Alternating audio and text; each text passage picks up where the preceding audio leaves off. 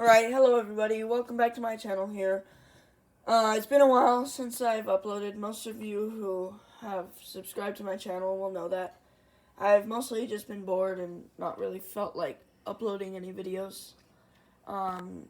Quick update, my dad has used his tractor to till the garden, so it's already tilled and prepped pretty much for planting. Next thing I gotta do is set up their shelter to protect them from the sun and the wind, because it gets pretty windy here and hot. So I'm just going to be using some shade cloth and wind fence to keep them from getting destroyed, my plants. This is my seed lineup for this year. I'll talk about that a little bit more in a minute. Before we get started, I'd like to say to please subscribe, like the video, share with a friend. You know, just the usual YouTube channel stuff. Well, without further ado, let's get into it. Okay, first things first. This seed here is a 2350 Morse seed. It's pretty expensive. They go for about $200 online.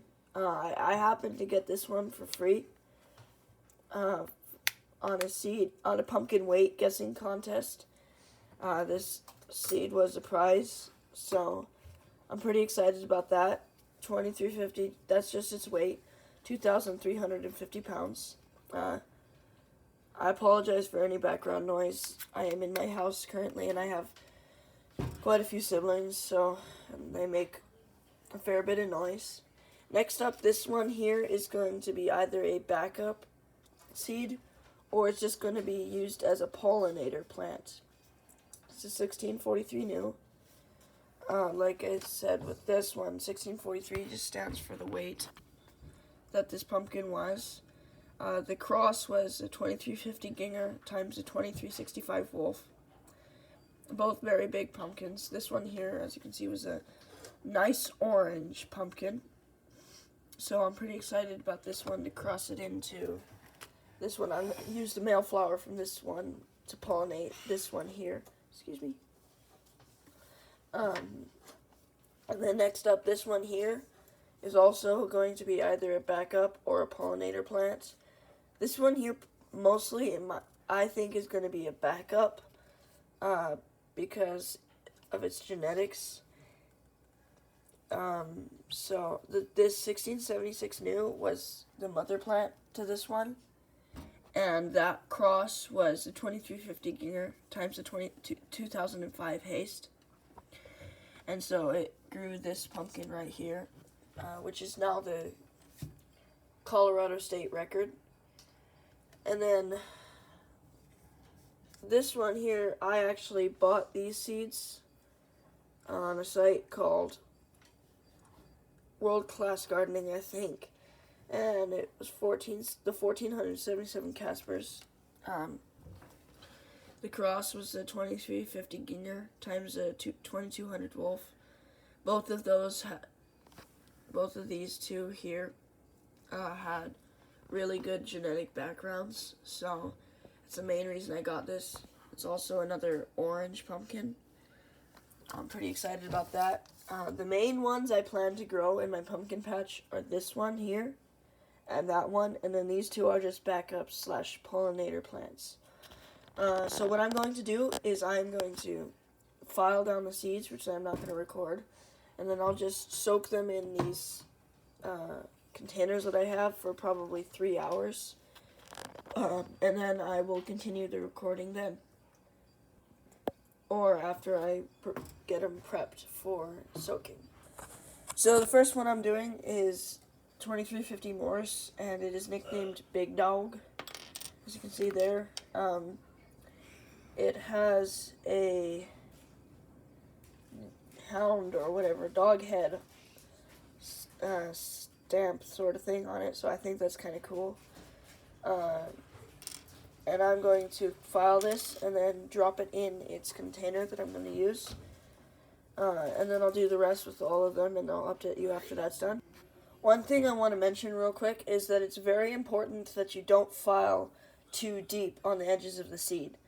You just want to file till you have a nice fine white line around the edges of the seed, and do it very gently and carefully. If you start to see brown in the white, that means you hit the actual seedling on the inside, and that's not good. I found that I've done that a couple times in the past, and it's damaged the codlin leaves or the sprout leaves on the pumpkin plant. So just click note, make sure you don't do that, and be very gentle.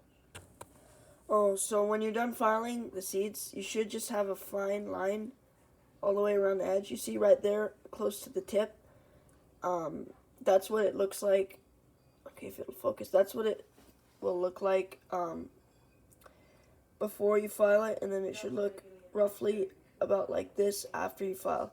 Just make sure you don't file too deeply, and whatever you do not file that tip there, because that's where the root will come out. That little lump there, right there, that's where the tap root is. And if you file there, you can damage that and it won't sprout properly. And after you've got the seed filed properly, you can, whoops, don't drop it on the counter. You can just quickly drop it in and begin the soaking process. What I'm going to do is I'm going to put it in a bowl with the packaging around with it to make sure I keep it separate from the other seeds. This is important to keep track of seed genetics, so just make sure you keep that in mind if you plan to grow your own giant pumpkins. Okay, so now I have all of my seeds soaking, ready for, to be ready for planting. As you can see, I placed weights on top of them to keep them underwater so they soak up better.